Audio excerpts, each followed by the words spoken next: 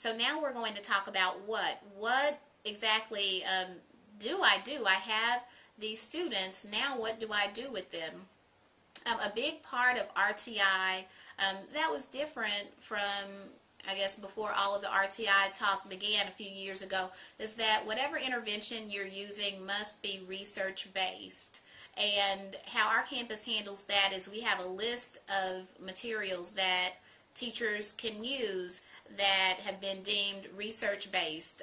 That is, these are the things that we use to provide RTI interventions, and we know that these are research-based materials.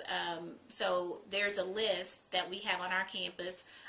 For you, you may be able to get that from your counselor or instructional facilitator, or even your principal or assistant principal may have that list of materials.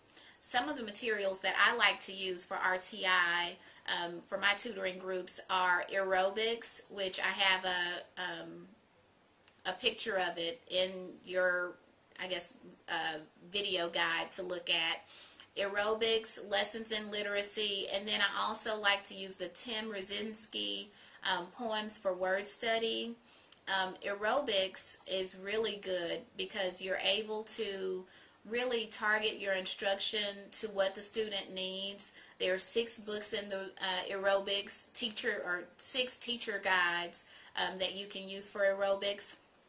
And with those 6 teacher guides, you're able to focus on reading comprehension, fluency, writing, vocabulary, phonics, and phonological awareness. So just whatever area you notice the student is struggling in, you can go and you have a whole book of activities that for that specific need.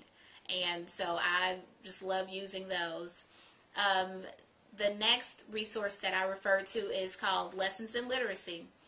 And Lessons in Literacy is just a box, a huge box with a lot of folders in it with lessons that are just already prepared in advance.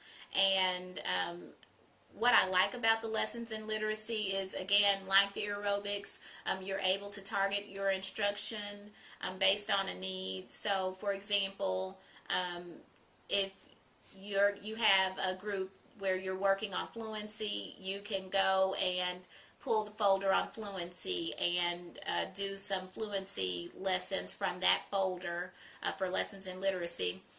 One word of caution about Lessons in Literacy is that sometimes the lessons are a little bit too difficult for kind of your struggling students. So what I found works well with that is if I do some of the lesson or one part of the lesson from the folder, because the folder has several lessons and steps that you can go through. So I'll take maybe the first part of the fluency lesson and work on it with my whole group.